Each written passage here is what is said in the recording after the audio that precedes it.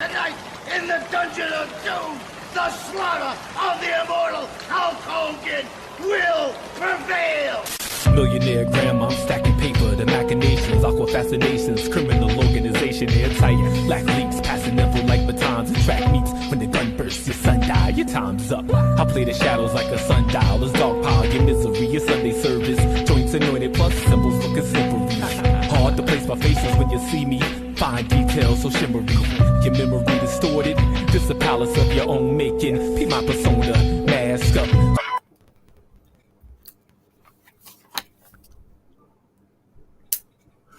And welcome to another episode of Top Rope Wrestling Talk. What are you laughing at?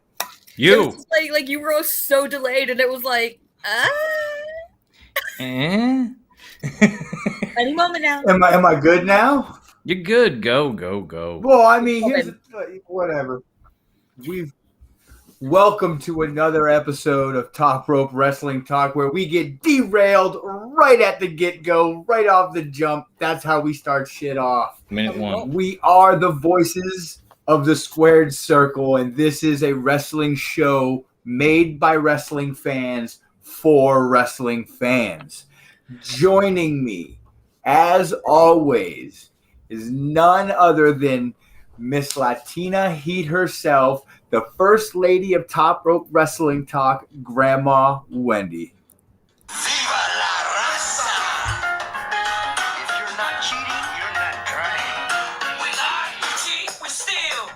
We lie, we cheat, we steal. Mamacita, we got.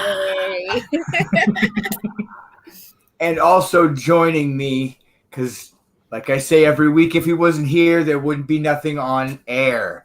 The producer himself, the soundboard extraordinaire, the jack of all trades, the master of none, Dom.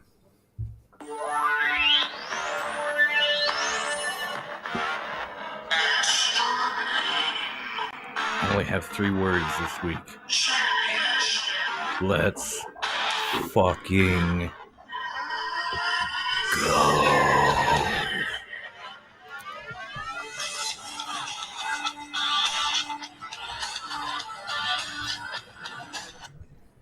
What up, Yes, y'all? and that leaves me, last but not least. I am the pinnacle of Top Rope Wrestling Talk. I am the MJF Mark. And yes, he made the Mullet Kid tap. Yes. Minute 1, y'all. Minute one. Let me collect myself. Bruce.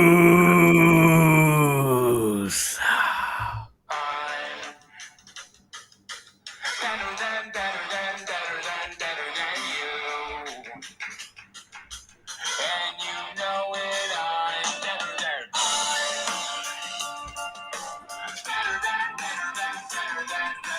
you. Yes, I am. And he knows it. Yes, I do. See? Anthony, my young friend. Yeah. Hey-o. And Max says, what's up? What's happening, fam? Yuck. It's good to have a few people joining us already. It's good to be back on a special episode that we are dedicating to my man right here on the wall, my homeboy, my brother, my man 50 grand. He said it better than me, but you know, I'm trying. Scorsese Lord Jones, aka Shells. First and foremost, happy birthday, man. We miss you. And most importantly, congratulations on the new album, Dungeon of Doom. The reason we have this show, the reason we had the dungeon in the background, there won't be any freaky shit tonight, folks. I promise. The safe word is Scorsese. I've been listening to that try album non-stop today. Let me tell you. Me It's too. hot damn, it's good. It Oh is my God, a it's damn good. good album. If you need to know, because you need to know, check it out. It is Dungeon of Doom, Sons of Andre. Can y'all see that? Yep. Check it out. Yep, and you can order it at insubordinaterecords.com. I put the link in the description in case you're wondering. You can listen to it on every major platform, Spotify, Apple Music, you name it, they got it. It's a wonderful album. I've been listening to it all day myself. And it is the first thing, and this man deserves it, that got a perfect score on the Psycho scale. Yep. It had a Nope, possible agreed. 20. It got 20. It is the shit. It is fire from track to track to track. I love it. I don't even know which song is my favorite. And there's the first tough question of the evening, folks. I'm gonna put it to you guys, and I'm gonna try to play a small snippet of the track you get. Let's start with Lady Wendy first. What is your favorite track on Dungeon of Doom: Sons of Andre? Hard to pick just one, I know. but I definitely was enjoying Parts Unknown. Ken Patera versus the Iron Sheik. Those 10 bells, I was not expecting it the first time, and it hit. Oh, that hit me. That hit me good. Yeah. Although I gotta say, Insubordinate Records, we were the first ones to hit him with a 10 count. So for once, you're stealing from me. Chimzilla and Scorsese definitely killed it. Like, the whole thing is just fucking amazing. Okay. Well, is there any snippet of a song you'd like me to play? Just play it, man. I don't even care. Just play it. All right. I remember you mentioning Ken Patera versus Shiki, so we're gonna start with that.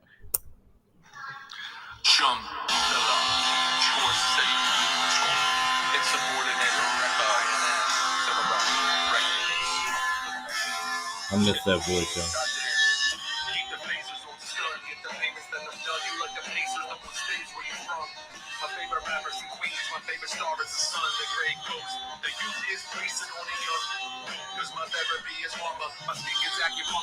Training every day, so I'm falling like a youngster. Shouts to Tolly and the youngsters. New York, I man Doug and I man Jumper. Jumper throwing everything out his cover. Kinda left behind, they never did recover. Oh, I love this man. I miss that voice.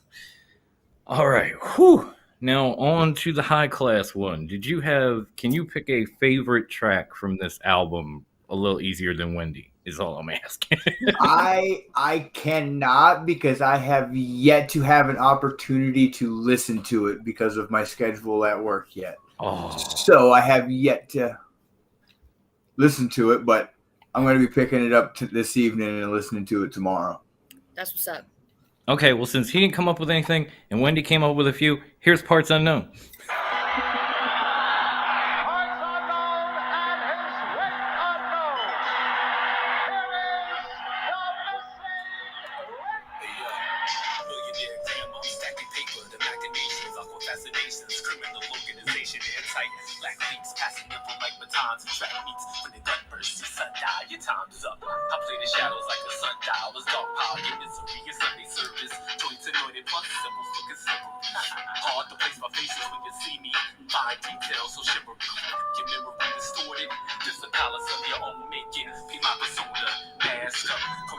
Which you might have heard in the intro. So so now you heard it again, and it's still dope.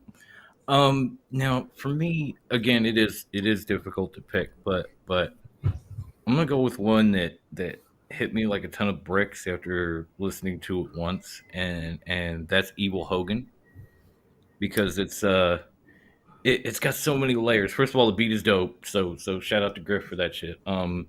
And then it's obviously based on the Hogan heel turn. Yes.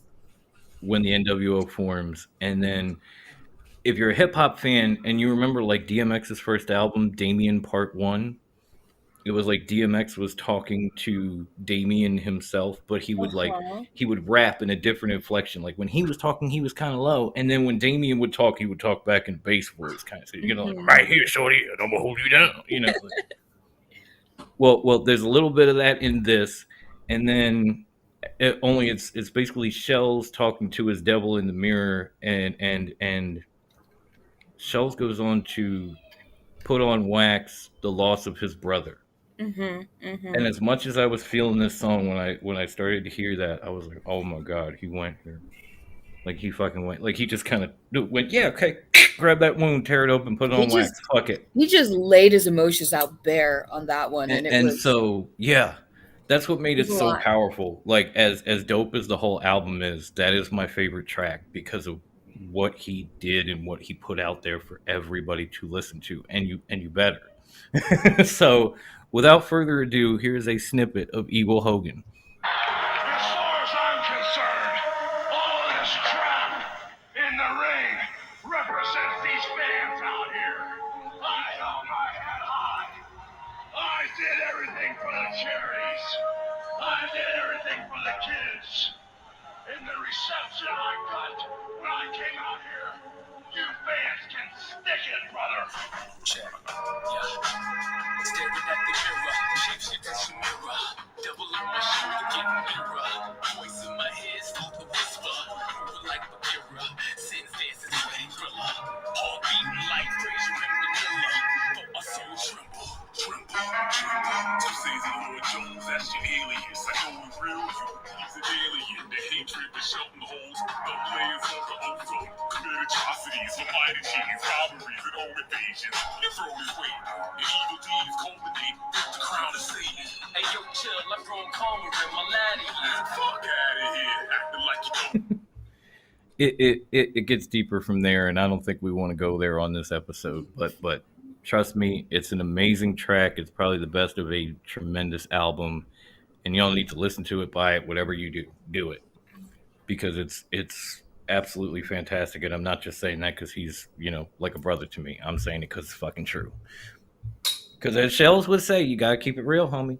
You can't you can't come at these motherfuckers phony. You gotta keep it real. And that is what I am bringing you today. Now, so everybody go out, cop the album, click the link in the description. Please support this man, his label, his family, the whole nine. And on that note, we're going to move ahead with something else that Shells was clearly passionate about because this whole album speaks it: professional wrestling. And I think we're going to pick up on a topic that Wendy and I left off of last week. The one of the last things we discussed was the women's evolution outside of WWE and where it could be going. Well, reports this week is that AEW will be announcing a second women's championship in the near future. Now, the reports are that we will either get a set of women's tag team championships or we will get a women's mid-card championship that is rumored to be, and I'm not making this up, the TBS championship. They have the TNT title for the men. They're going to bring in the TBS championship for the women because, as we all know, they're moving.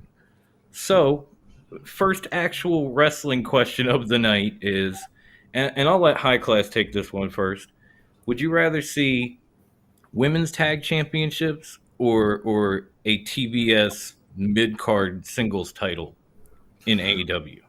Well, this is kind of cool that we're talking about this because I kind of went into depths on the Facebook page with Peter and a few other people about this. I think they should do the tag titles first, but like I said to Peter, is like they've got AEW Dark, they've got Rampage, they've got Dynamite, and they've got Evolution.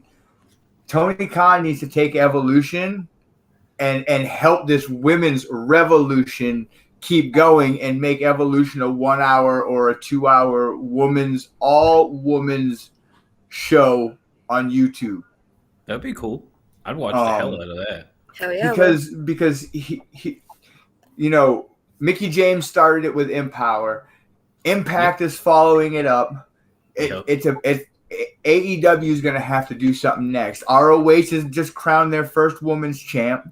MLW's got a feather or a their women's featherweight division. Yeah. You were right the first time, Brucey. So I would that's what I would like to see happen. But I hear you. We got to get the tag titles because I want my girls in AEW. Iconic. I want my Iconics back, even though that's not who they're gonna be. Yeah, bring them tag titles. Turn Evolution into a woman's show, and then bring in the mid card title. Oh. Oh, I think you mean Elevation, right? I don't mean to Google you. Yeah. Did you mean Dark Elevation. I said Revolution, didn't I? You said You said, Evolution, but you were close. Evolution. You were We close. understood. We understood. We knew what you You mean, knew, bro. you knew what I meant. I had mentioned that word when we were going in, so maybe it just stuck in your head. I'm sorry.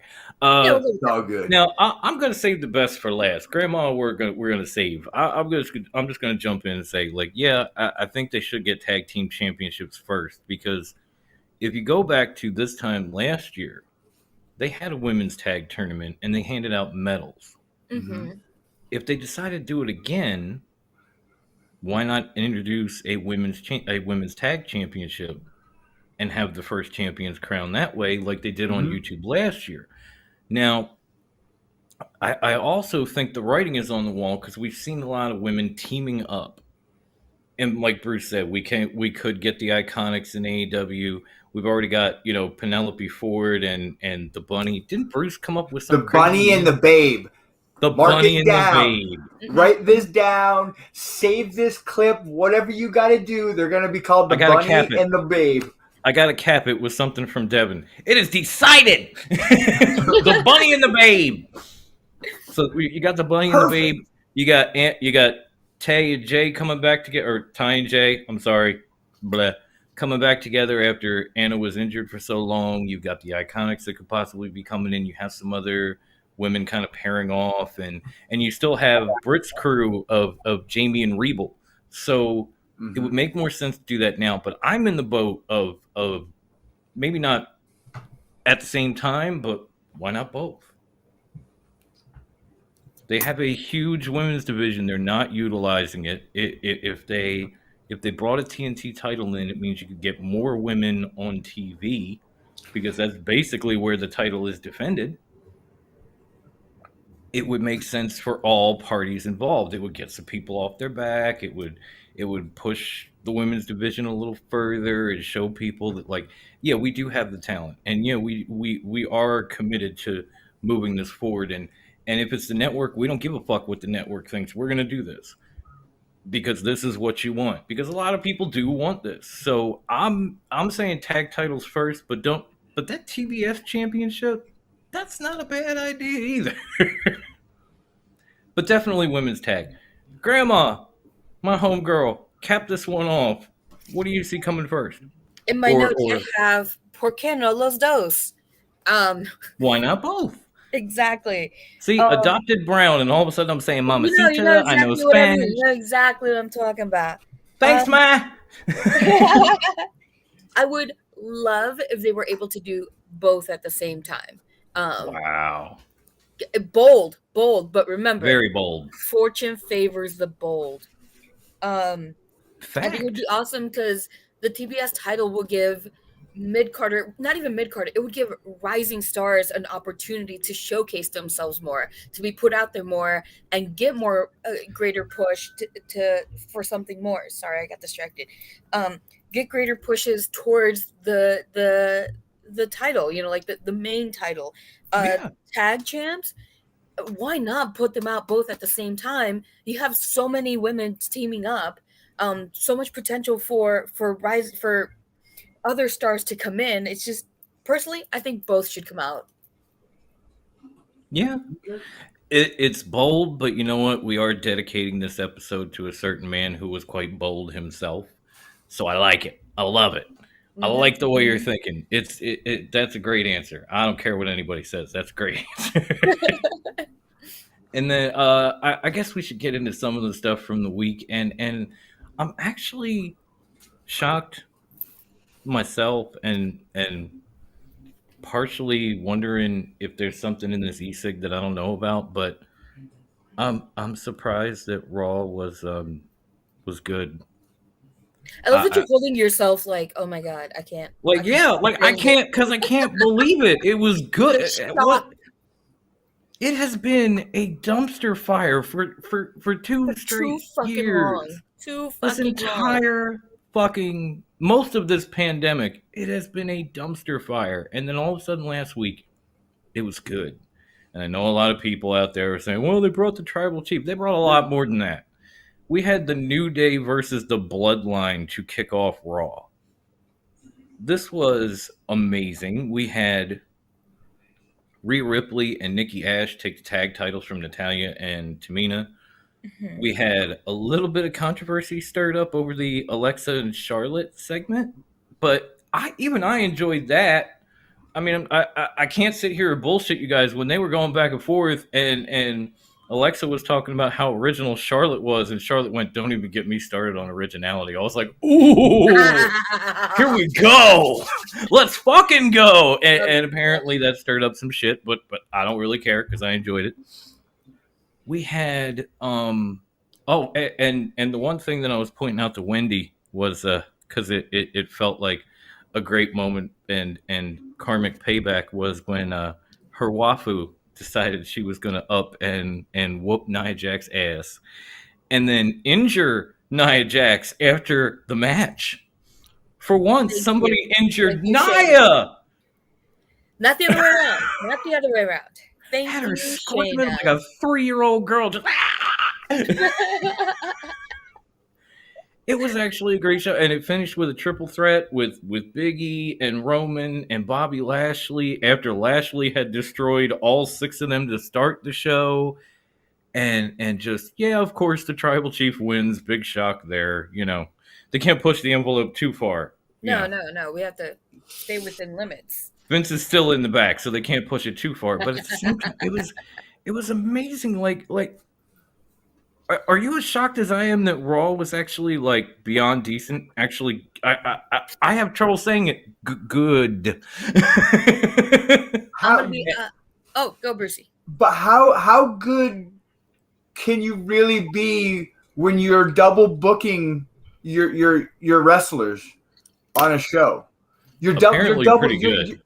No, that's foolish. That just shows you don't have the depth anymore that you thought you fucking had because you've got no trust in anyone else on your roster. So you're going to double book. That and they fired a bunch of motherfuckers. There was that too. Who's the retarded one? They've got like 200 times now in the last few years we've heard this phrase. So yeah, they're a little short. But it was still, you know, I'm not even getting to the whole. I totally forgot and spaced that they put another family back together with Angel Garza and Humberto Carrillo as a tag team. They're still there? Yeah, apparently they're still there, and they're pretty fucking impressive as a tag team. That's what made it so good. They were putting people back together. They were titles were changing, things were happening, and honestly, you didn't even think about like the double booking because by the end of the night, Big E and Roman and Bobby just put on an absolute show. Here's what I think. So they had to double book, but considering how bad the product's been for how long, even with the double booking, it was an improvement. Yeah, I don't even really give a fuck because of that. Now, let me take the brain back for a minute because I have to remember my next question. Oh, right. My next question is, are we thinking this is finally the moment? Because it's been said over and over again, like this moment is going to make WWE step up. Are we thinking that's what we're getting now? That AEW has, you know, is this actually reactionary now, or is this just hype to build up this upcoming draft in the beginning of October next week? I think it's hype. I don't think it's them stepping up. They don't see AEW. Vince does not see AEW as legitimate competition, even with everything they've been doing, the amazing matches, the amazing debuts, the incredible shows. They're not seen as a threat still. They're still seen as, you know, the kids playing around. It's whatever. Okay. So I don't think Vince is taking them seriously. I think he's still underestimating them way too much. And this is just hype. Get into that. Draft. This is all draft hype. That's all it really fucking is. Okay, so I'm guessing Brucey agrees, and I pretty much do too. And I'm not gonna think it's anything that's other than draft hype until I actually see something after the draft. Like, you've got to prove it to me at this point. Because, like I said, dumpster fire forever, and then you have a good moment with the cash in and a good show to follow up. Okay, cool. But maybe this is all just to build hype so people will tune into the live draft. And once that's done, we're back to the same thing where SmackDown is watchable and Raw is not. So And our writers don't know our wrestlers' names. yeah, It's I Robert will. Ashley, right? That's what it is. Or Oh, it's Bill. It's Bill Ashley. Bill I Ashley. thought it was Bobby Bashley, wasn't it? No, I'm 102% sure it's Bill Ashley. Okay. Are you sure it's not Rick Astley? It might be that. It might be that. He'll never let you down. He'll never give you up. All right. So that was a fun little journey, but we're not going to stay in that rabbit hole very long No, let's get because out. Thank you, dear Lord. as good as good Raw was good, and I know Grandma down here always says like, "What a time to be a wrestling fan." This week was an even better time to be a wrestling fan because you came off of Raw, and even NXT 2.0 was a good show if you watched it, and then all of a sudden we get to Wednesday. We get to Dynamite Grand Slam, and we get to immediately see the Cleaner versus the American Dragon. Oh my God, was it nobody? Just as a quick recap, because we're going to go into it, but just as a quick recap, nobody won, and yet I enjoyed it thoroughly. Like I was on the edge of my couch for the entire match. It was tremendous. I cannot even begin to put it into words. And even now, while I'm sitting here, all I can think to say is. So I'm gonna leave the question to High Class first. Is this because I think he's already spoiled his answer? Is this match the match of the year? If this is not match of the year, then I don't know what is. He'll burn his scarf. I wouldn't go that far. They put on Kenny Omega and Bryan Danielson put on a wrestling clinic for 30 minutes, and the only way that match should have ended is the way it ended. Yes. I have no problem with it. And here's the for the people out there that listen to us or watch us that are like, well, why do you say that's the only way? This is no one loses momentum. Okay. Yeah, no one loses momentum. Bryan Danielson's not owed a title shot, right? So he falls back in line with the rankings and then has to climb up the rankings to get a title shot. It was the only way this match could have ended and should have ended. Yeah, this didn't have anything to do with titles. It didn't have anything to do with rankings. This was Bryan Danielson's debut, and it was exactly what he said it was. I want to see who the better man is. Now, in order to keep people from ragging on the ratings or title shots or anything else, they made it non-title. They made it end in a draw, and they gave you a classic. And it was the opening match of the show. It wasn't even the main event. To open the damn show. Okay? So there is really nothing you can complain about at that point. Nothing whatsoever. This was exactly what everyone was looking for. It had no title implications. It had no ratings. This was how Bryan Danielson introduced himself to an AEW crowd in his debut.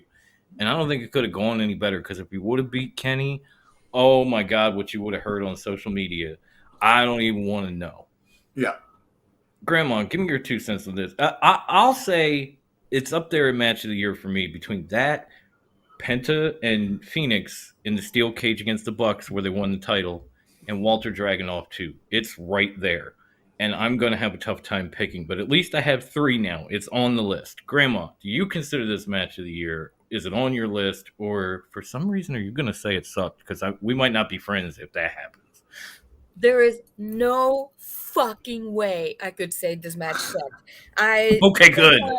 The whole time I was crossing between the thread and a text conversation with Brad. Shout out to my boy Brad.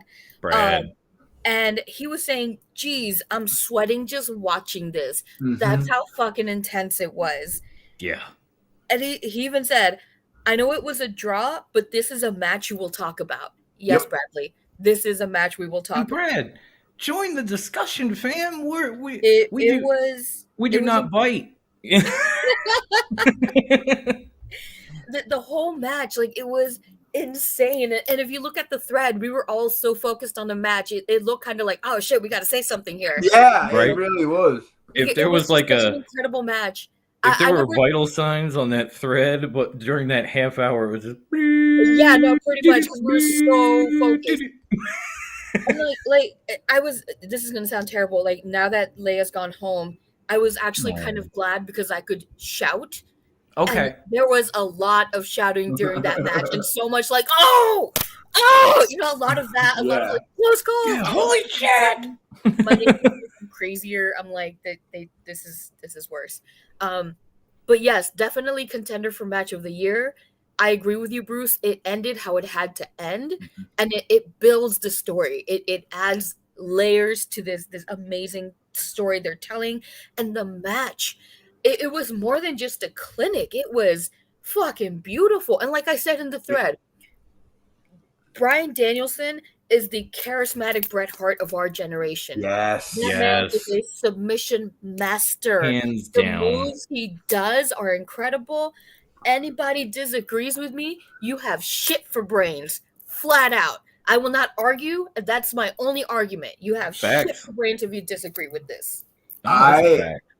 I want to see or hear a fanboy tell me that Daniel Bryan is a better wrestler than Bryan Danielson. Oh. I dare you. I don't want want to to hear do that. anyone's argument over I can live without it. the new Bryan Danielson's first match against any WWE match, and his AEW match tops them all. And he had some fucking legendary matches in WWE. Oh, He fuck really yeah. did. He really did. He's had legendary matches wherever he's gone, and this is one of them, if not one of the best, if not the best. So congratulations to him. And once again, Brad, if you would have said this in the chat, I would have gave you a round of applause. So you're getting it now. Okay. And by the way, shout out to Chuck. Thank you for saying please like and share this show. We appreciate that. Please, guys, check out Sports Cruise. Check out the Buck Flair show. It's great. It's fun. You'll love it. And now that we've gotten the opener out of the way, let's try to discuss the rest of the show, because it felt like we had the opener and it blew us away and it stole the show. So we got to exclude that now and go to our 3-point roundup, which is basically 3 questions about the rest of the night where we all pick, between things. And I'm going to start out with your favorite match that wasn't the Cleaner versus the American Dragon. And I'm going to start with Grandma Wendy, since she's been batting clean up for us. Naturally, I'm going to say the women's match. Ruby Soho put on a damn good show. Anybody who says she was robbed, though, I'm going to have to disagree. She wasn't robbed. It's just not her time. That's all that is. But she put on a damn good show, and she basically showed up and said, hey, I'm here. I'm gonna rock you like a hurricane. Like, get ready, because this bitch ain't playing, Yeah. She definitely showed up and showed out that she has potential to be the next champ. I've been slacking on watching this podcast. Well, that's the joy of the YouTube, man. You can go back and binge. We'll take all the views we can get. Thank you. Come check us out whenever you can. And I totally agree with you. That was an amazing match. I absolutely loved Ruby's debut. And why not both again? Like, yeah, she was kind of robbed, but it's also not her time. So when Britt's done, maybe. High Class. I think I know where we're going with this, so let's just get it out of the way. What was your favorite match of the night? That wasn't the opener. I actually loved them all. I loved that whole entire episode. But if I've got to pick one, God damn, it's the Salt of the Earth. There it is. No surprise. It's MJF beating Brian Pillman. There it is, folks. I don't know why I did all that, but there it is. I knew it was coming, and it really was a great match. It was. I would say, MJF was paying it forward after guys gave him the rub when he was coming in. Now he's working with Brian Pillman junior and doing the same thing, and it showed. They put on a tremendous match. It was great to watch. It was almost heartbreaking to see Pillman Jr. lose that match because I'm not Bruce, but for him, can I give a quick SDL update? Sure. What's her name? Oh my God, she's in the suits now. Someone help me. Sonya Deville? Yes. Why is she wearing a Burberry tie? Because even she's a mark. All right, interruption over. How ironic is it that SmackDown is in Philly tonight? I know. I hate to take the attention off a Philly crowd, to be honest with you, man. So that one's hurting me a little bit, but I'm gonna do my best to keep these numbers down. All right. Back to AEW. Yes. Like I said, I expected Bruce to say that. I was heartbroken that Pillman Jr. lost because he's been so good in this program. But there's nowhere to go but up for that kid. He is amazing. I'm watching him is like watching his father, only bigger. Like, if he starts pulling this loose cannon gimmick somewhere down the line, I am gonna lose my shit. But my favorite match outside of the opener will probably be, and people knocked it a little bit, but I enjoyed the living hell out of it. The tag match where Darby and Sting ended up with a win over FTR. I thought it was a great match. I thought it had so much drama between Tully and Sting and everything else. It sucks that FTR had to pull a loss, and people were saying, "Oh, they're burying him. They're burying FTR with Sting." Really? Sting? I don't think so, guys. I hate to disagree, but I'm gonna. I enjoyed the hell out of that match. I didn't enjoy that Brucey just left us, but hopefully we can get him back shortly. It was a classic hard fought smash mouth match with a few coffin drops in the middle. Oh yeah. That was definitely another good one. Like I'm not much of a Darby Allin fan, but overall it was a good one. Yeah. I mean, my favorite part was when he tried to coffin drop while FTR was on the floor, and they caught his ass and just wow right into the Oh yeah, no, definitely. Right into the oh my God. That boy is not going to live to be my age. and yeah, that's there he goes again. Damn it. Okay, hopefully we'll get Brucey back. Hopefully we'll get Brucey back. Should we keep this train rolling or? Oh, wait a minute. Come back. There he is. I've been here. I've been waiting. I was just getting ready to type, "Let me in." No, you popped up, and when I put you on, it was a completely dark screen, like worse than witness protection. And then you came back, and I was like, okay, there he is. All right. So where did we leave off? Oh, I was just saying, I was talking about my favorite match of the night being the tag match between Sting and Darby and FTR. Okay, that was a great match. Really, that was, yeah.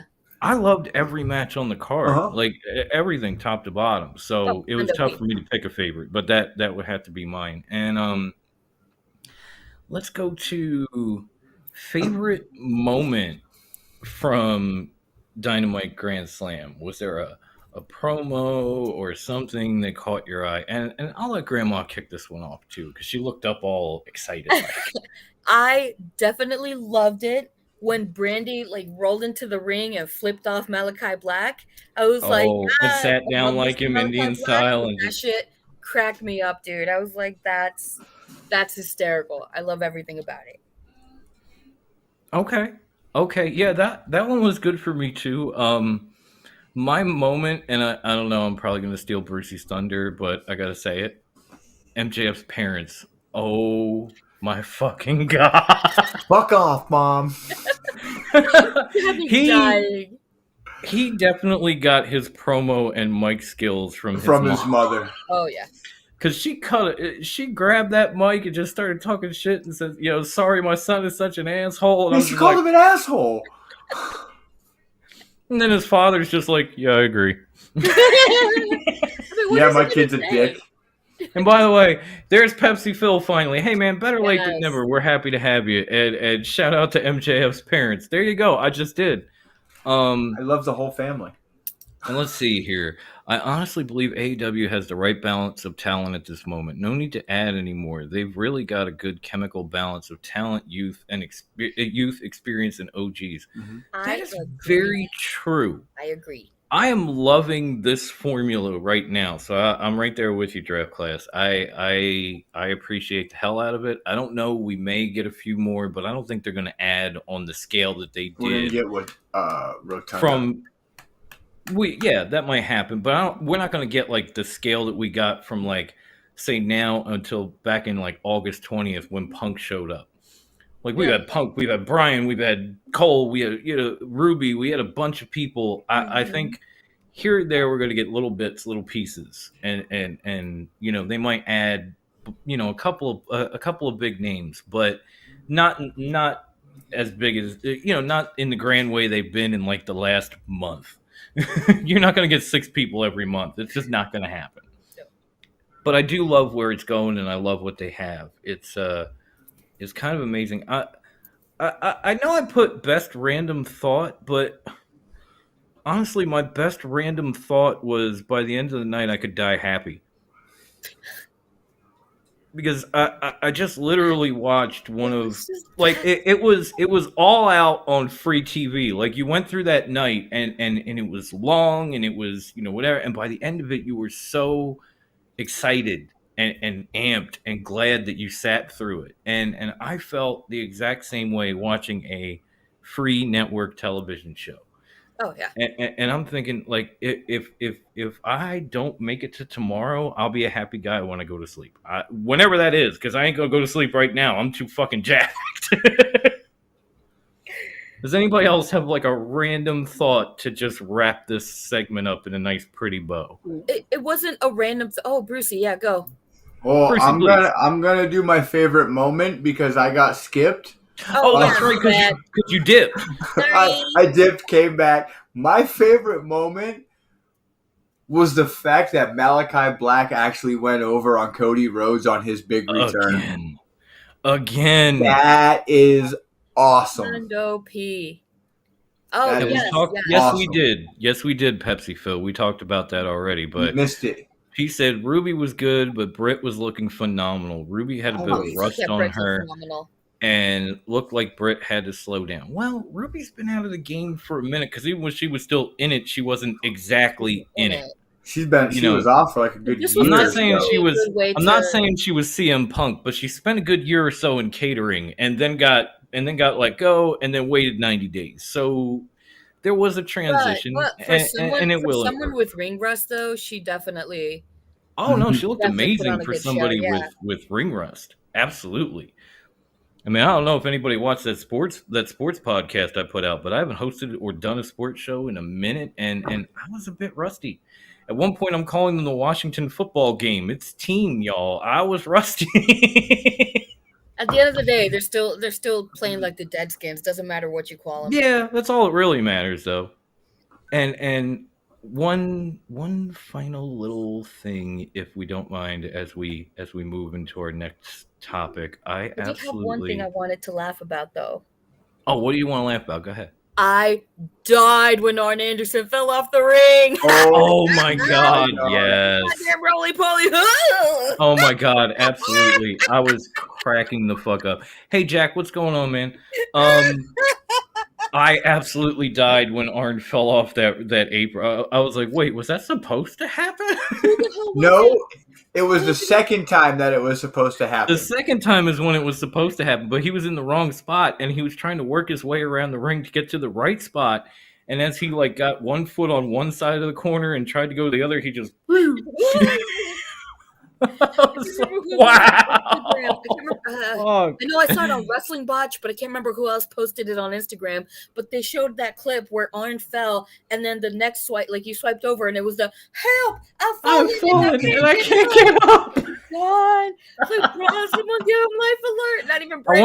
I wonder if Arn had the life alert beacon tucked in under his sweater vest and shirt. Oh shit! If he didn't, he needs it. He fucking needs it. Okay, Poor Brandy was just like, oh shit. Last thing, and then we're gonna move on to the next topic. I swear to God, I had to get this in because it was too perfect. After the match, Kenny Omega with the Rocky ending on Twitter. Since SmackDown is in Philly and I'm from Philly, I got to bring up the Rocky ending. He literally said, "Ain't gonna be no rematch." Like a few minutes, like within half an hour of their opening match. Ain't gonna be no rematch. I was waiting for Bryan Danielson to come back and do the Rocky. Don't want one.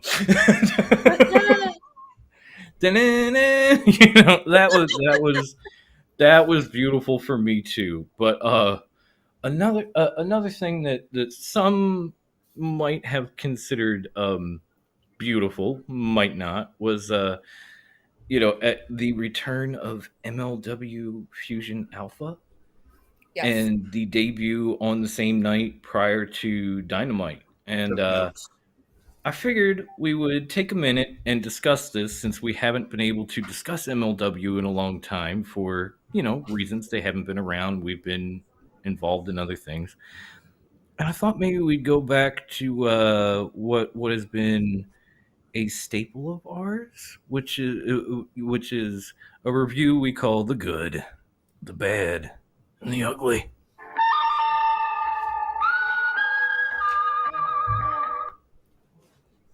Okay. We're good.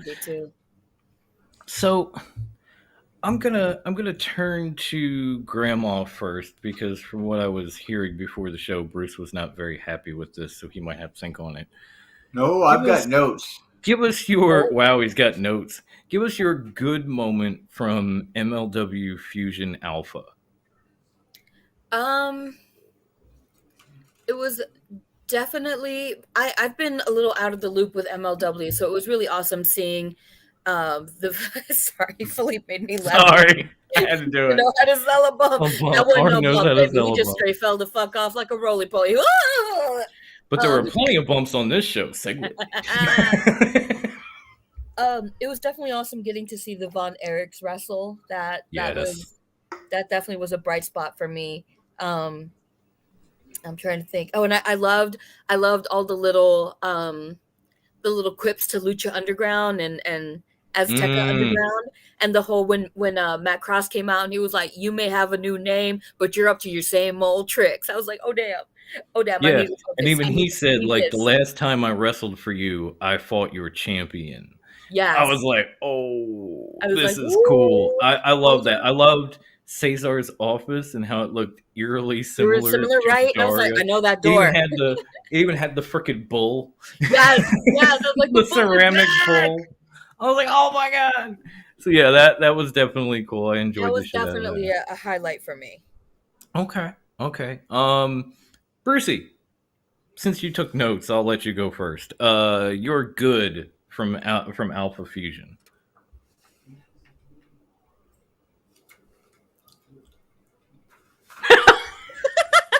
This dick. I thought I was bad with my notes. Oh my god. I'm gonna have to say the Casey Alvaro and Gino match was my good. Like, yeah. I liked. I felt the bunkhouse match lacked something, and an ending. That was what it lacked. Yeah. and I'm not gonna lie, TJP and Davey Richards kind of put me to sleep a little. Okay, I thought it was just me. That was Davey. Here's the thing. Davey Richards is the Marty Jannetty of the American Wolves. Wow, I wouldn't go that far. No, look, he's still got. Nobody's Marty Jannetty. Nobody, and I mean that in a bad way. Linda, listen. That was a mouthful. Listen, Linda. He comes out to the American Wolves music. He still does the same poses. He does everything he did when he was in the Wolves with Eddie Edwards.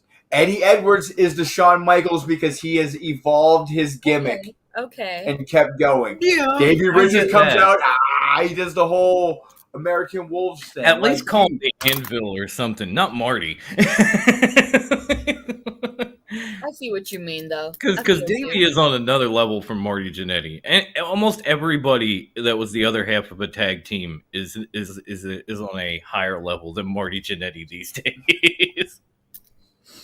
But okay, so my good, I had already mentioned because Wendy brought it up. I loved the Lucha Underground Easter eggs and references and all that stuff. I definitely loved Matt Cross. Gino's match with Casey Navarro was great. My good was, at least, while their match wasn't so great, I actually loved seeing TJP work heel. He was so good about it. He was talking shit. He was pulling all the tactics. And I know they tried to do this with him back in the 205 Live days, and it didn't go very well. And usually, wherever else you see him, if you see him in Impact or you see him someplace else, he's a face. Oh yeah. So you would think that maybe they're avoiding that because it went bad, but MLW went straight for it, and it was cool. And I think the best part of the show was just the announcement of the at least the initial women in the featherweight division. That was fucking awesome. I mean, they got people like Holiday and oh Christ, now it skips out of my mind. Like Holiday's been all over ROH and all over the world. They're bringing in several other established names that are good talents and veterans that you can build upon as you bring this division up, and who knows who's next. So I'm very excited for that. That was probably the best moment of the show. So now let's move on to the bad, and I'm gonna let Brucey go first because again he had told me coming into the show that he was not very happy with the episode. So he's got to have something bad for us. Where do you want me to start? Well, remember, you still need an ugly. So pick something a level below whatever you want to keep as your ugly and go there. Here a level below Dirty Tom's shorts. I've got a couple things here. The ring seems way too small. Like their ring seems way too small. And their fucking production has gone downhill. That was a low budget MLW show.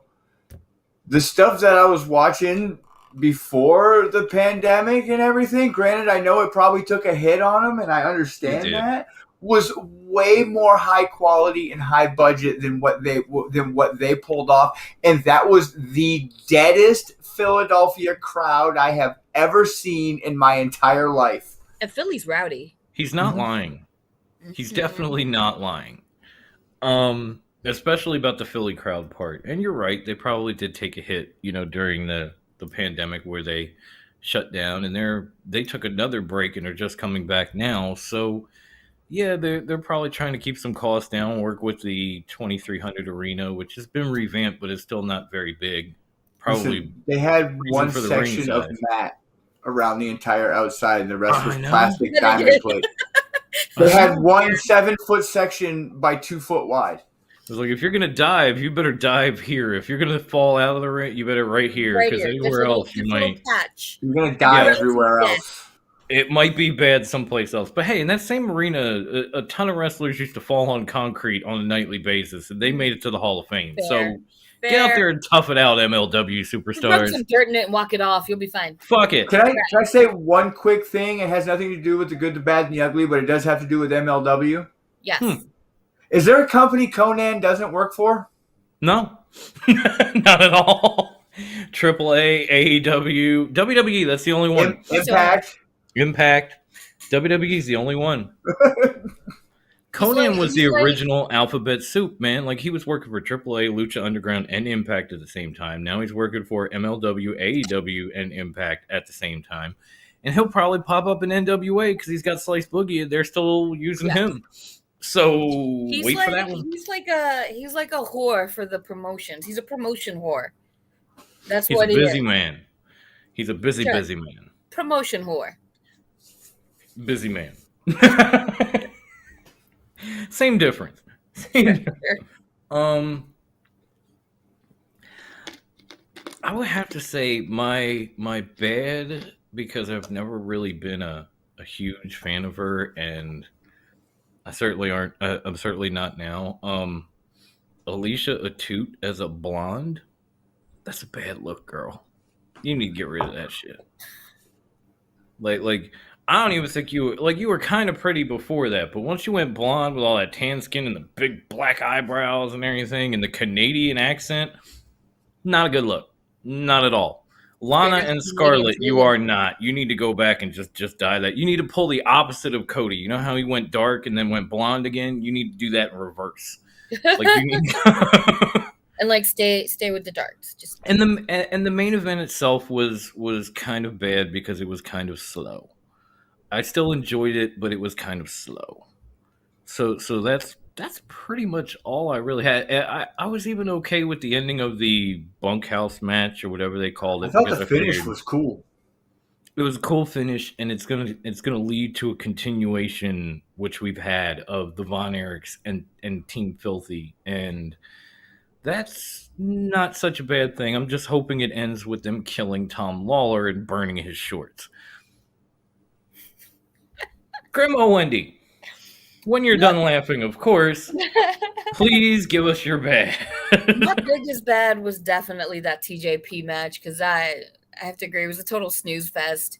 I tried to focus on it, and I was like, okay, take mental notes. And next thing I know, I'm like, you got phones? You got games on your phone? Yeah, fuck yeah, I do. And then I'm just like, that was how I felt the first time I watched NXT 2.0 and the colors kept popping up. It was like, oh, pretty color. Oh, wait, what happened? I was totally distracted. All right. We're going to get to the ugly portion of this review. And there's only one thing for me, and I think there might only be one thing for the three of us. So I'm just going to put it out there, see if we agree. And if we do, we'll move on. And if not, we'll continue the discussion. We've got a little time. My ugly, hands down, without a shadow of a doubt, goes to those goddamn coochie cutters that Tom Lawler is wearing. I'm tired of it. You've been wearing them for like a year, maybe more. I'm over it. I'm done. I don't know what you're trying to prove. Go get some tights. Go back to the old MMA shorts with the Lycra underneath that were split or whatever. Just get rid of the Daisy Dukes. It is not a good look, homie. It is beyond fucking ugly. Am I wrong? Is there anything else you can point to and say that's an ugly moment, or do we agree? No, I agree with that. Bruce. He has to choke it back. He's like, Don't get rid of the shorts. Get rid of the entire wrestler, because he fucking sucks and he's trash. That's how it gets any better. Fuck Tom Lawler. Get him out of there. He sucks. They had just re-signed him prior to pandemic, so they're stuck with him. That's why I'm saying get rid of the fucking shorts at least. At least let it be a shitty, filthy heel without Daisy Dukes. I don't know what that is. Exactly where he belongs. Right about there. In the dumpster. Right in there. On fire. Make sure it's on fire next time. Oh, yeah. Okay. Well, usually filth ends up in a dumpster or a garbage disposal or a sewage ditch or something. Is this a better location for him? I think this is more like it. Yes. This is more like that. It. Is where that is where those shorts need to be right now. The whole ass thing. The shorts, the wrestler, all of it. All of it. Okay. I'm glad we got through that with some relative ease, and it is nice to see MLW back. Either way, I will continue to watch and see where it goes from here, because they hooked me on a few things. So now let's smoothly transition into an event on Impact Wrestling that I did not see coming, because yes, it was a good show, and Sami Callihan, we hope you recover. He's the same night Naito got hurt, Sami got hurt. Yes. And he's going to be out until spring of 2022 from reports. So this kills the Switchblade reunion, the plans and Impact going forward, his unholy alliance with Eddie Edwards, which I found so fucking compelling. Mm-hmm. But what we did get in his place was something that shocked the hell out of me. Oh yeah, no, Hundo P. Last night, the Fallen Angel returned for Ace Austin of all people. I was like, what is even happening right now? Like, first I thought he was retired. We haven't seen him in AEW in I don't know how long. The hot ass. And then all of a sudden, he's just back with his original Impact music and a dress shirt and doing the thing. And oh, I was like, my. excuse you, senor, where did you come from? I'm not complaining. No, Where no, did me. you Neither, come but from? where the hell? When did this I was become an option? Shook it. It's No. this is his farewell run. His Um, swan. This is his swan song. The one heavyweight title that has eluded him for his entire career that he'd always fought for and never won, which is the Impact / TNA title. He is going to go there and he's going to beat Christian Cage for that title eventually down the road, have his run as Impact champion, and then ride off into the sunset. Because You know what? I like Impact is a company that he helped him and AJ and Chris Sabin and a few others put Built. that company on their backs and built it. Yeah, no, that's a fact. Yeah, that's the thing. I sometimes feel for Impact fans, and I'm one of them, so it's hard for me to be feeling myself, but because I don't have any confidence. But I guess I am in this case because you had Kenny take the title. Now you've got like an Impact alum from AEW holding your title.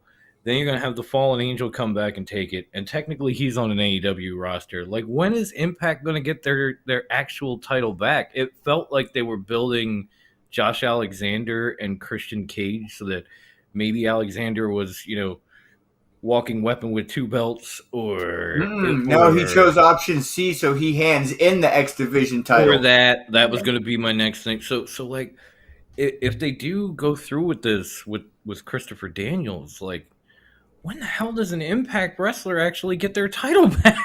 Who says Alexander doesn't beat Cage and Daniels takes the title from Alexander? Oh, so you I think like that. okay? I like that. I'm wasn't just thinking saying. about I'm that, just saying. Daniels is You're going right. to take the title and run with it. But I was not thinking about that. You're absolutely right. It could be a situation where Alexander takes the title from Cage, and then they build this whole thing where Daniels comes in and they fight, and Daniels wins it, holds it for a cup of coffee. Maybe Alexander wins it back. At least it's in the least it's a nice kind of replacement for Sammy. At least at the moment, it doesn't completely make up for it, but bringing back the Fallen Angel, that's how you make up for missing one of your biggest talents, and I absolutely enjoy it. I'm gonna love to see where this goes next, so I'm definitely gonna keep paying attention. And believe it or not, folks, I believe we've hit our last actual topic of the night.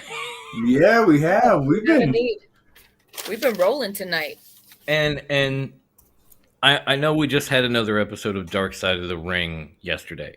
I have not had the opportunity to see it, but what I have been seeing this week is the fallout from the plane ride from hell. And I'm not talking about Tommy being canceled, because that was last week. This week, we had Flair issue a statement on the whole thing, and it was very long, and it basically just said either, I never did this, or more or less, I don't remember doing it. Probably because he was drunk and high on a fucking plane for 14 hours. The steward, what's her name? The airline Heidi. lady said, I can't remember the actual word now. I remember it in Spanish, but not in English. Oh my God.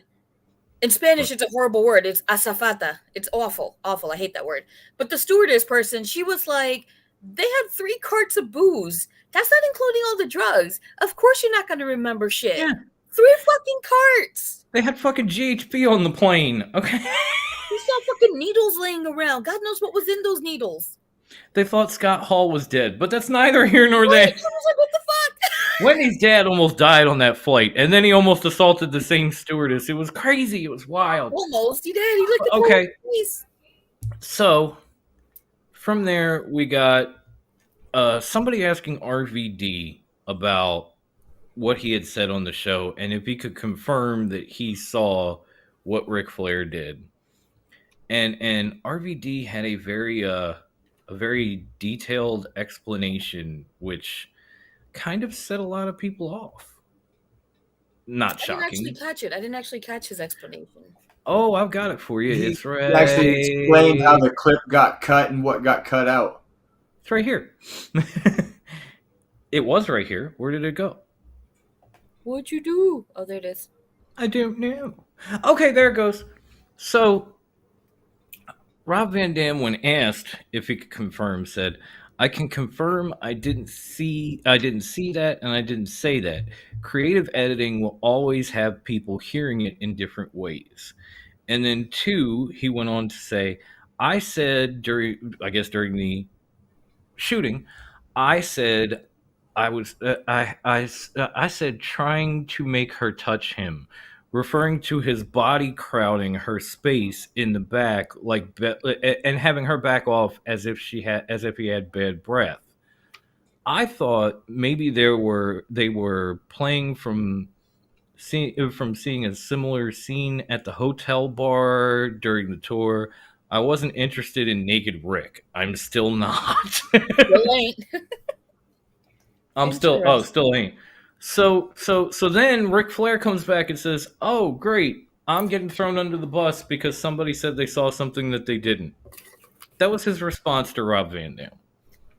I don't think that's what Rob Van Dam said. It doesn't sound like that's what he meant. So, are you? I guess the first question is pretty simple. Do you believe what Rob Van Dam said in these tweets, that the people behind Dark Side of the Ring took his quotes and creatively edited them to create a narrative? Or do you believe he said this shit and now he's backing off of it because he's seen the reaction? Brucey. I can creative editing is always going to happen with any type of documentary. It doesn't matter if it's the best documentary in the world. There's creative editing in it. It doesn't matter if there's the worst documentary. Do I think some of the stuff was taken and edited and cut? Absolutely. They're trying to make money and they're trying to make a good show. Do I think what he's saying is true? I don't know. I wasn't on the plane. Right. But if it is, it's pretty fucking disgusting. I don't know. I do believe there was creative editing in some of it. John Cena's they're trying to cancel John Cena now for the Kenyan episode. Oh, I haven't seen that one yet. Yeah, he got a lot of heat for what he said. Yeah, but wow. But yeah, I didn't even know he knew Canyon, to be honest. Yeah. Wow. Yeah. Okay, so Grandma, do you side with RVD on this one? Do you believe that they, did some choppy with his footage, or are you more thinking this is him just trying to get himself out Stay of behind the forbidden door? Yeah. Is he trying to hide behind a forbidden door to avoid being canceled, or is this choppy on the footage? We're trying to make Wendy laugh now. Trying, but it's not working. And it worked. I'm trying to keep a serious face. It's not working. Not working. There's his truth, the editor's truth, and the truth. Mm-hmm. And it lies somewhere in there. Okay. He may be saying this to kind of backpedal a little bit. There may have been some creative editing. Yep. I can't take either side because, like Bruce said, I wasn't there. Yeah, I hear you. I'm seeing it I'm receiving information third party, and it's hard to figure it out. You know what amazes me in this whole scenario? As much as we talk about this woman and canceling people and everything else, and I went through RVD's Twitter to find these tweets and bring them to you. Not one person asked him about the comment he made that guys were keeping GHB and Halcyon on the road, not only to sleep, but to knock out local girls so that they could have Mhm. their way with them. That one just completely skips your mind. But you're I gonna was ask like, the fuck? about did you really see Ric Flair try to make this girl touch his penis? I understand that's a big deal, but I feel like the bigger issue is is the GHB in wrestlers' pockets so they could knock out local women and take turns on them.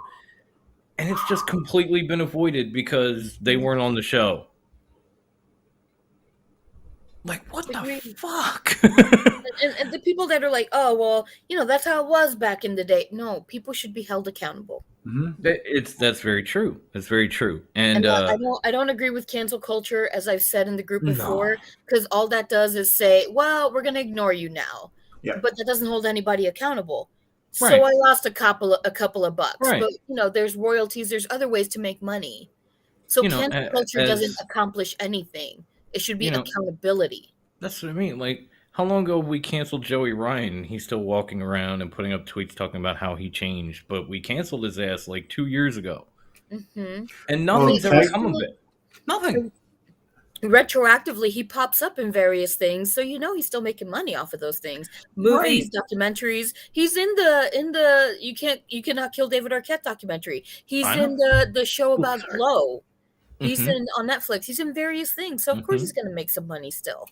Yeah. Cancel him all you want. There's no So, consequence he can't there. make more money. Ooh, nice job, guys. But as far as this goes, like, yeah, it's hard to explain to somebody that doesn't know professional wrestling and the way things were back in the days, like where these guys were basically outlaws. Like, I don't care if you go back to Taker saying everybody had a gun and a knife, or RVD saying everybody had their own doctors to write them prescriptions, or coke was flowing, or Scott Hall was dead. Like, these were regular occurrences, and thank God they aren't anymore. And I think that's the point that Dark Side of the Ring is trying to portray. But then people take it, and if you don't understand wrestling, you certainly aren't going to understand Hollywood and the way they will possibly do what RVD said and create a narrative in the hopes of showing you, like Dark Side of the Ring does, this is the way it used to be.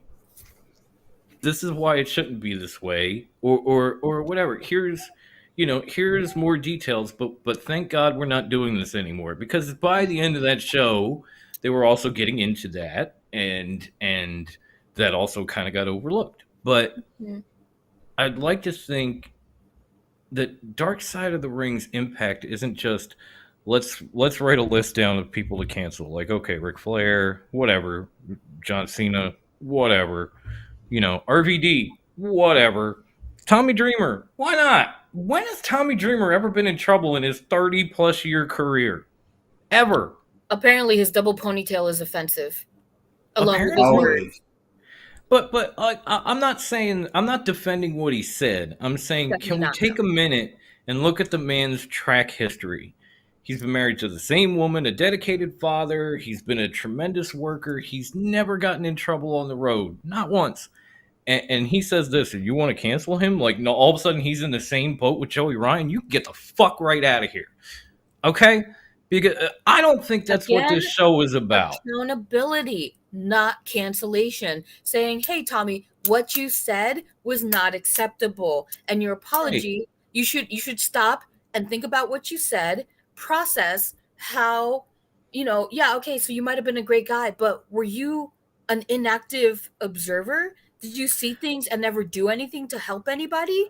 You need to be held accountable for that. Your apology, if you're going to apologize, be genuine about it, and don't give a "I'm sorry you felt that way" apology, because that's an asshole apology. Unfortunately, sorry, I got distracted. I agree with No, Brian, I hear you. I totally agree. Like, Unfortunately, times were different doesn't work, because anytime someone says that it doesn't change anything because humanity is still dealing with the same issues today. Well, yeah, they are. But like in pro wrestling, we're not dealing with these types of things anymore.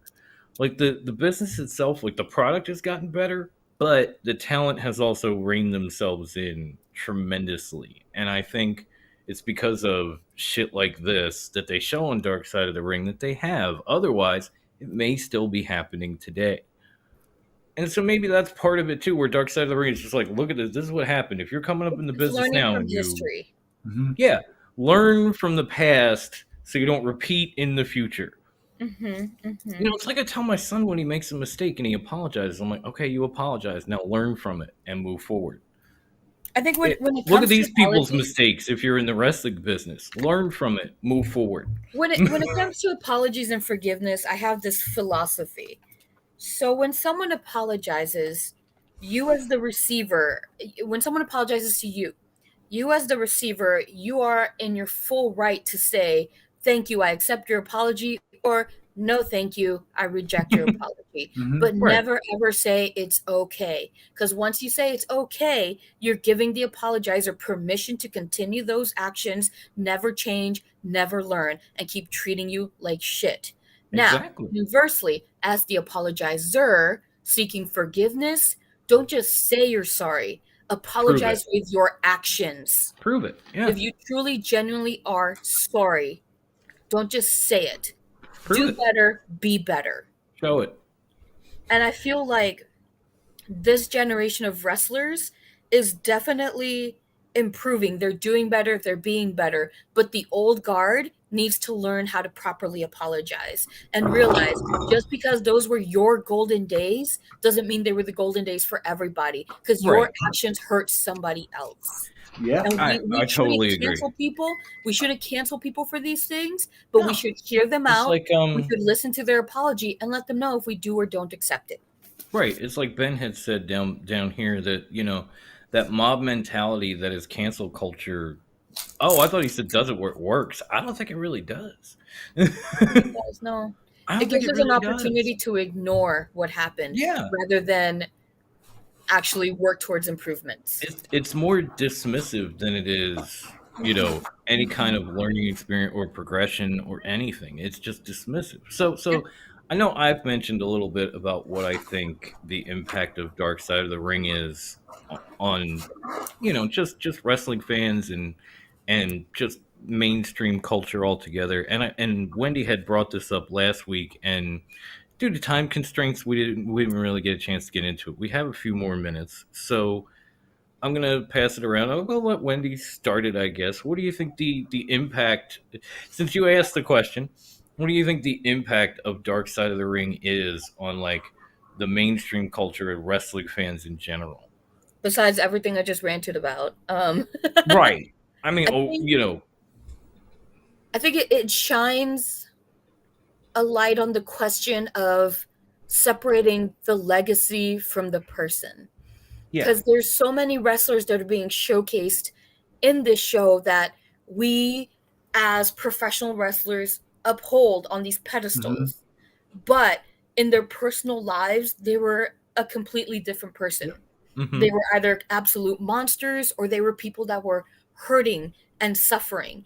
And it humanizes their legacy. yeah, And it brings forth the question of, can we separate the two? How do we separate the two? yeah, And can we Like- uphold that legacy still and say their work was great, but they were trash? I mean, look at the episode about Dynamite Kid. He was a shit person. I'll say it. He Kinda. was a shit ass person. But Kinda, he had yeah. his own demons that he was fighting. And therein lies the humanity of his legacy. Because in Yeah. the ring, he was brilliant. He was amazing. But what Yeah. he was fighting within himself. Brian Pillman, how do we separate the madness from the man? mhm. Because that madness was a part of him, and it was Yeah, like one of that his demons, person and it from was the part of his persona. suffering. Yeah. And it's important that we discuss this And and we apply it to not just wrestling, but to all aspects of our lives. You know, yeah.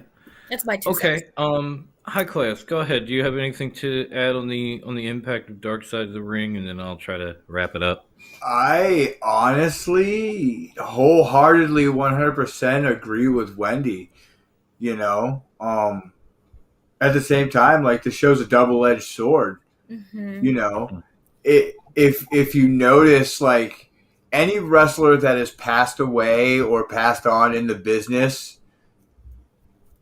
it seems like the shows and people and fans in general don't get so irate with what happened with, like, they don't get irate, like they feel for them. They'll feel for that person, like kind of like what you were saying, Wendy. But Now with this new episode with the fucking plane ride from hell, 90% of these guys are still alive. Mm-hmm. So now we're seeing what happens when Dark Side of a Ring does an episode with living wrestlers that did fucked up shit. Yeah, Mm-hmm. like guys that are still in the industry at that. And just to wrap it up, like for every episode like this, you get an episode where you learn things that you may not have as a wrestling fan. Like I had no clue about Grizzly Smith and his family, between Jake and his siblings and all that stuff, until it came out. I just thought Jake was a typical wrestler that ran around and did too many drugs and partied too much, and then he cleaned up. I had no idea that was his childhood until that episode, and it floored me. I love the Gino Hernandez episode where they actually showed the footage to his mother of the mob boss that said, no, we never ordered a hit on him. And she actually cried tears of relief after I don't know how many decades. Yeah. Obviously, this has a good, lasting impact. They bring things to light that you don't know about. And sometimes that's a good thing. Like, how many of us originally, when it happened, were mad that they took Moolah's name off the Battle Royal when they started the Andre the Giant thing after Evolution? Yeah. And then to see her episode and learn about what she was doing back in the day, it's hard to be mad anymore. You totally understand why they took her fucking name off at that point. Like, she's pimping out her own girls. Like, that's fucking ridiculous. So you can understand more by watching the show. At the same time, sometimes you learn something that you may not like, and then it's your choice to take it and do what you want with it. Mm-hmm. Like, you can hold on to it and be like, that's fucked up, or talk with your friends about it, or you can run around and try to cancel people. And as much as I do like Ben, I don't believe that the mob mentality and cancel culture works. I hope that was sarcastic, because I've never once seen like a mob with the right idea or that sort of thing. I always reference this. I will always reference this. Men in Black. The people are smart. The person. The person. No, the person is smart. The person is smart. The people are stupid. Mm-hmm. And Yes. cancel culture and that mob mentality, that's the people. Yeah. Because the person will tell you these people need to be held accountable. But the people, the mob is like, burn it down. Coming out, get them out of here. We don't want to see them anymore. Not we want them locked up. We want them whatever. We want them dealt with. We just don't want to see them. Yep. And that's not enough to make any kind of impact in today's society, especially over something that happened so many years ago. Mm-hmm. And so before I go, thank you, Ivan. We love you too. And Grandma Wendy all day. Yes, every day, all night, twice on Sundays. So, I think we've had a pretty great episode. I think we I think we definitely did Shells proud with some of these takes and some of these topics. And I'm going to let Brucey hit the social medias, and we're going to just wrap this bad boy up in a bow and bounce up out of here. Let's wrap this bitch up. Okay, so you can find us on Facebook at Top Rope Wrestling Talk in our Facebook group, where we do our forums, we do our threads, we do our championships, we do all the fun stuff. Then if you want to hop on over to Top Rope Wrestling Talk, the page, you can find all of our stuff from the podcast. That's where we post our podcast stuff, our clips, our shows, and anything that's going to do with the podcast. You can go on and find our merch site on there as well. And then you can find us also on the Twitter machine at Top Rope WT. And then you can also find us on Instagram. And Wendy gave us the worst fucking name ever. It's Top _rope _wrestling _talk. Thank you, Wendy. You're welcome. See, she'll take that bullet. I'm like, fuck no. Yeah. Wasn't me. I'll take that heel heat. Yes, take that heel heat. Take it away from me, Wendy, and tell us where we can find the audio. You can find us on anchor.fm/TR. Fuck, I'm choking up.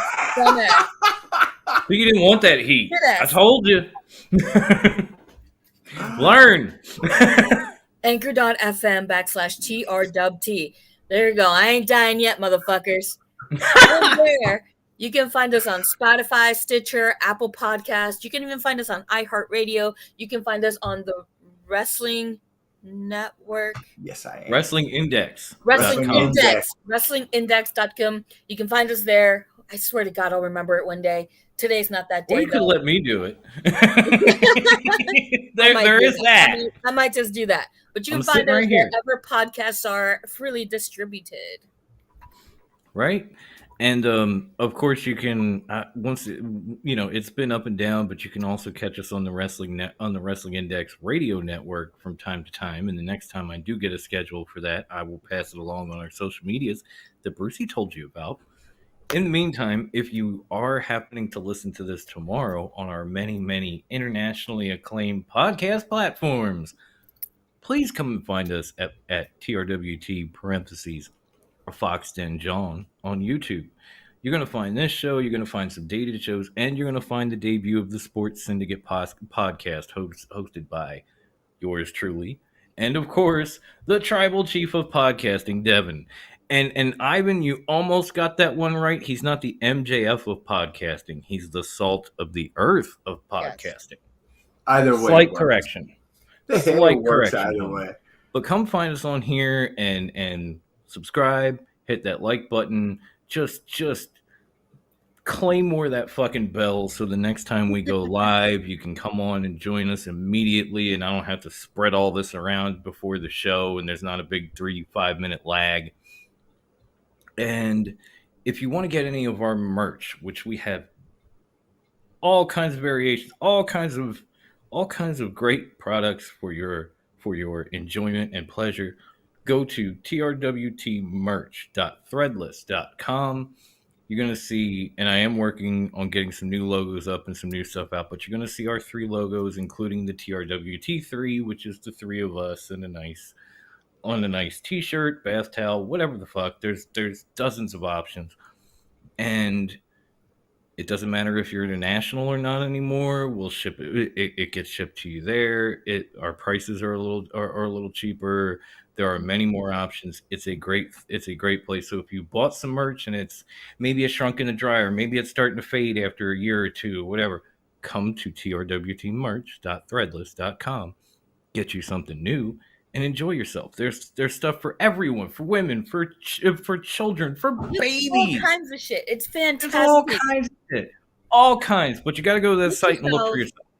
Go get yourself a TRWT journal with our beautiful faces so you can keep up with me and Brucey in our journals. Yes, my journal's tabbed, and I have all kinds of like crazy. Mine's in the other room. I have a little book.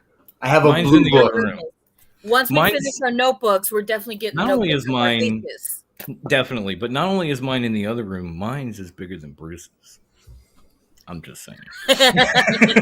Listen, Ooh. it's not the size of the notebook, it's what you keep inside. Says only your wife. No. Wow. I don't Busting think those y'all can balls, beat mine, what we though. do. I definitely don't think y'all can beat mine. Mine is color coded all around. So Oh yeah, unless mine's it's a sloppy, quad but code it's mine's sloppy, but it's big and it's there. So Nobody beats my color I code. feel like this is getting dirty, and I don't want to get It is, dirty, it is. and we're We're running getting out of mushy. time. So thank you to everyone that joined us. Thank you to everyone that will be watching this at some point on the YouTubes or listening on our podcast platforms or whatever the hell. Please enjoy your weekend. Enjoy Extreme Rules if you plan to watch it. I do not. Regular rules?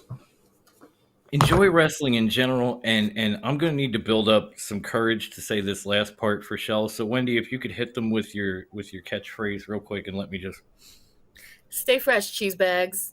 Deuces. and please don't forget to tell your brothers and sisters that you love them, because you never know.